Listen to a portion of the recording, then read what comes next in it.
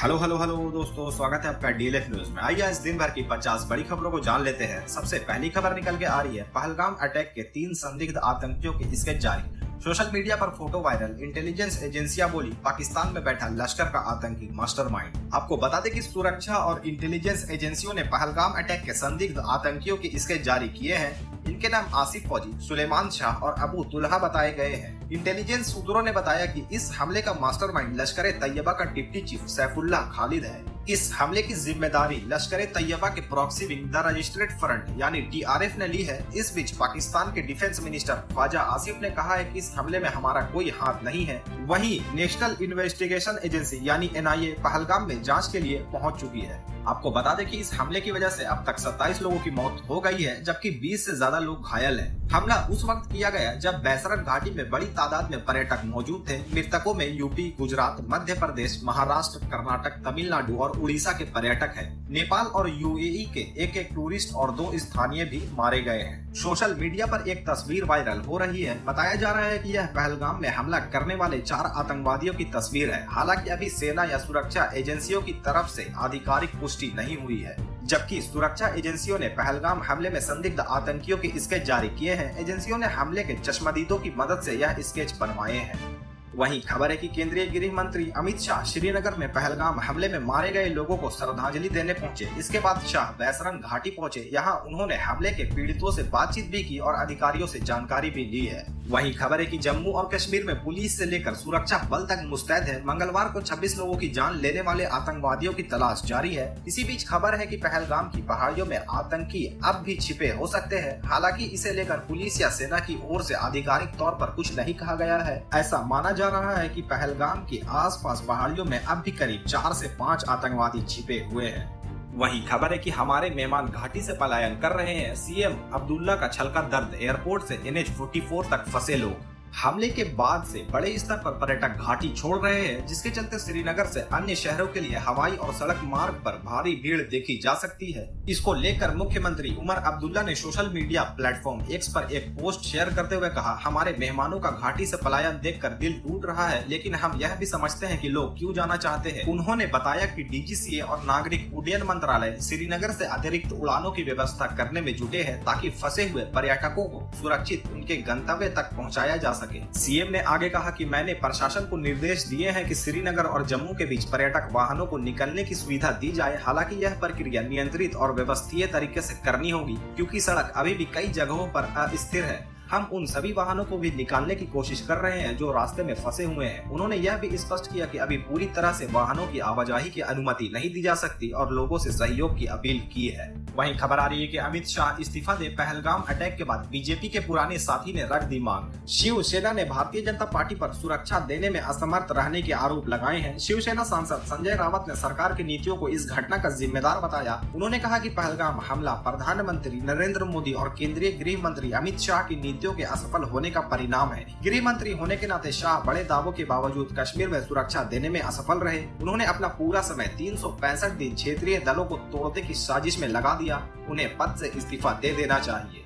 वहीं खबर है कि पहलगाम हमले पर चीन की देरी से आई प्रतिक्रिया। दिल्ली दूतावास से जारी कराया बयान। जम्मू कश्मीर के पहलगाम में हुए भीषण आतंकी हमले पर देरी से ही सही चीन की प्रतिक्रिया सामने आई है। भारत में स्थित चीनी दूतावास की ओर से जारी बयान में हमले पर गहरा शोक व्यक्त किया गया है और पीड़ितों तथा उनके परिजनों के प्रति संवेदना जताई गई है। चीनी दूतावास ने कहा, पहलगाम में हुए हमले में स्तब्ध हूँ और इसकी निंदा करता हूँ। पीड़ितों के प्रति गहरी संवेदना और घायलों और शोक संतप्त परिवारों के प्रति हार्दिक सहानुभूति है। सभी प्रकार के आतंकवाद का विरोध करें। वहीं खबर है कि जम्मू और कश्मीर के पहलगाम में हुए आतंकवादी हमले से पाकिस्तान पल्ला झाड़ रहा है। बुधवार को पड़ोसी मुल्क ने न सिर्फ हमले से कनेक्शन होने से इनकार किया, बल्कि भारत पर ही अशांति फैलाने का आरोप लगा दिए। फिलहाल भारत की तरफ से इसे लेकर कोई प्रतिक्रिया नहीं आई है। मंगलवार को हुए आतंकवादी हमले को सबसे बड़ा अटैक माना जा रहा है, जिसमें 26 लोगों को गोलियों से भून दिया गया। वहीं खबर है कि कांग्रेस अध्यक्ष मल्लिकार्जुन खड़गे और पूर्व पार्टी प्रमुख राहुल गांधी ने मंगलवार को जम्मू कश्मीर के पहलगाम में हुए भयावह आतंकी हमले को लेकर केंद्रीय गृह मंत्री अमित शाह,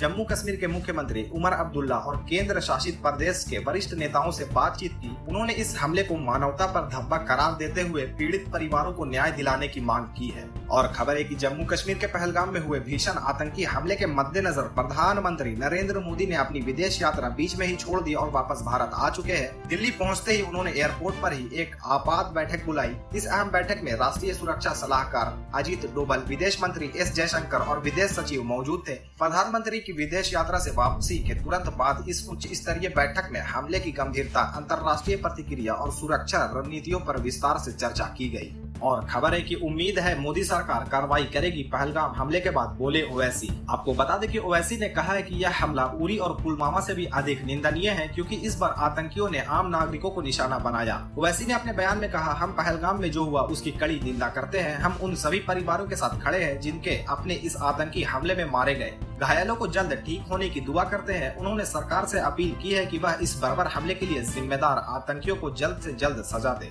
वहीं खबर आ रही है कि सुप्रीम कोर्ट बोला, बार काउंसिल सदस्य ही बनेंगे, वक्फ बोर्ड के मेंबर मुस्लिम होना अनिवार्य, 2 शर्तें लागू की। मणिपुर हाईकोर्ट के फैसले को पलटा। आपको बता दें कि जस्टिस एम सुंदर देश और जस्टिस राजेश बिंदल की बेंच ने फैसला सुनाते हुए कहा कि वक्फ बोर्ड का सदस्य बनने के लिए 2 अनिवार्य शर्तें पूरी करनी होगी। पहला, व्यक्ति मुस्लिम समुदाय से हो। दूसरा, संसद, राज्य, विधानसभा या बार काउंसिल के सदस्य के रूप में सक्रिय पद हो। सुप्रीम कोर्ट ने मणिपुर हाई कोर्ट के उस फैसले को गलत बताया जिसमें हाई कोर्ट ने कहा था कि कानून में स्पष्ट नहीं है कि बार काउंसिल से बाहर होने पर वक्फ बोर्ड की सदस्यता भी समाप्त हो जाएगी। और खबर है कि विंग कमांडर विवाद में अब तीसरा वीडियो। वेंडर बोला, मेरी नौकरी जा सकती है। वायुसेना अफसर के साथ मारपीट का वीडियो आया था। और खबर है कि पटना में 1000 फीट की ऊंचाई पर फाइटर जेट्स के करतब, तिरंगे के रंग बिखेरे, दिल का शेप बनाया। 2 घंटे तक एयर शो देखते रहे नीतीश। और खबर है कि पंजाब सीएम बोले, पहलगाम आतंकी हमला कायराना हरकत, देश एकजुट। बीजेपी बोली, दोषियों को कटघरे में लाएंगे। कांग्रेस ने कहा, जिम्मेदारों को जवाबदेह ठहराएं। वहीं खबर आ रही है कि पहलगाम हमले पर पंजाब सीएम की high level meeting. Tourist spots पर बढ़ाई सिक्योरिटी। कश्मीर में फंसे पंजाबियों को घर तक पहुंचाएगी सरकार। और खबर है कि महाराष्ट्र में हिंदी अनिवार्य भाषा नहीं होगी। राज्य सरकार ने 6 दिन बाद बदला फैसला। स्टूडेंट्स खुद चुन सकेंगे 3rd लैंग्वेज। इधर खबर आ रही है कि हाईकोर्ट बोला, शरबत पर रामदेव का बयान माफी लायक नहीं, अपने विचार अपने तक रखे। बयान ने आत्मा झकझोर दी, रामदेव हटाएंगे सारे वीडियो। और खबर आ रही है कि धनखड़ बोले, संसद ही सुप्रीम, उससे ऊपर कुछ नहीं। सांसद असली मालिक 5 दिन पहले कहा था सुप्रीम कोर्ट सुपर संसद जैसी काम कर रही। और खबर है कि 8 साल की बच्ची से रेप, पत्थर से कुचलकर हत्या। छतरपुर में आरोपी चॉकलेट के बहाने ले गया, एक 8 फुटी कान भी चबाए। और खबर आ रही है कि गुस्से में पूरे ब्राह्मण समाज को बोल दिया बुरा। अनुराग कश्यप ने मांगी माफी, कहा अपनी मर्यादा भूल गया, भविष्य में ऐसी गलती नहीं करूंगा। वहीं खबर है कि अमेरिकी उपराष्ट्रपति बोले, भारत में मेरी पत्नी मुझसे बड़ी सेलिब्रिटी। वेंस ने परिवार समेत आमेर फोर्ट देखा, बेटी को गोद में लेकर घूमे। और खबर आ रही है कि पश्चिम बंगाल में शिक्षक अनिश्चितकालीन धरने पर बैठे। योग्य उम्मीदवारों की सूची जारी नहीं हुई। ममता बोली, काम पर लौटे, आपकी नौकरी और वेतन सुरक्षित है। और खबर है कि सुप्रीम कोर्ट निशिकांत दुबे के खिलाफ अगले हफ्ते सुनवाई करेगा। कहा था गृह युद्ध के लिए सीजीआई जिम्मेदार, सोशल मीडिया से वीडियो हटाने की मांग। और खबर आ रही है कि गुजरात में ट्रेनिंग प्लेन क्रैश, एक पायलट की मौत। अमरेली के रिहायशी इलाके में गिरा प्राइवेट कंपनी का प्लेन, क्रैश होने के बाद ब्लास्ट। और खबर है कि बदमाशों ने छात्रा को चलती ट्रेन से फेंका, हुई मौत। बैग लूट कर भाग रहे चोर का पीछा कर रही थी। बहन बोली, आरपीएफ मदद करती तो जिंदा होती। वहीं सराफा बाजार से बड़ी खबर आ रही है, सोना 2700 गिरकर 95,784 पर आया। ये बीते 1 साल की दूसरी बड़ी गिरावट। चांदी 508 बढ़कर 96,115 किलो बिक रही। चलिए दोस्तों, आप कुछ टेक से जुड़ी खबरों को जान लेते हैं। चीन का 10G ब्रॉडबैंड नेटवर्क दुनिया में पहला नहीं, साउथ कोरिया, जापान जैसे देशों में ये पहले से मौजूद। स्पीड भारत से 100 गुना तेज। और खबर है कि Realme GT7 5G gaming smartphone होगा launch. MediaTek Dimensity 9400 plus processor वाला दुनिया में पहला फोन। Expected price 35,000। वहीं खबर है कि महाराष्ट्र में ओला के 121 स्टोर्स बंद होंगे। ट्रेड सर्टिफिकेट नहीं होने के चलते ट्रांसपोर्ट विभाग की कार्रवाई। पिछले महीने 32 स्टोर्स पर रेड हुई थी। और खबर है कि Vivo T4 स्मार्टफोन लॉन्च। शुरुआती कीमत 21,999। दावा, भारत का सबसे slim smartphone. Thickness 7.89 mm, 7300 mAh battery battery और 50 MP कैमरा। चलिए कुछ मार्केट से जुड़ी खबरों को जान लेते हैं दोस्तों। सेंसेक्स 400 अंक चढ़कर 80,000 के पार, निफ्टी में भी 150 अंक की तेजी, NSE का IT इंडेक्स 5% चढ़ा। वहीं खबर है कि नतीजों के बाद HCL टेक का शेयर 8% चढ़ा। जनवरी मार्च तिमाही में कंपनी को 4,309 करोड़ का मुनाफा, इस साल 17% गिरा है शेयर। और खबर आ रही है कि पहलगाम आतंकी हमले के चलते एयरलाइंस ने कैंसिलेशन और रीशेड्यूलिंग चार्ज हटाए। एयर इंडिया और इंडिगो आज श्रीनगर से दिल्ली मुंबई के लिए स्पेशल फ्लाइट भी चलाने वाली है।